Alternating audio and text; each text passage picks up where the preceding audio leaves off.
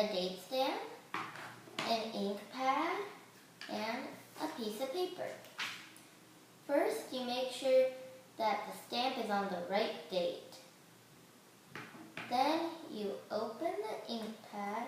Make sure not to touch the black part or else your hand will get messy.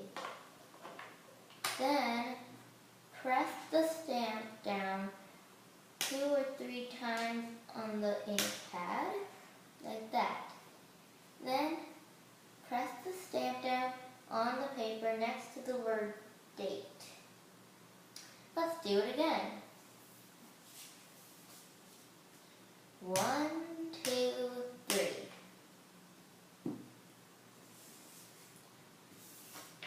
One more time. 1, 2, 3.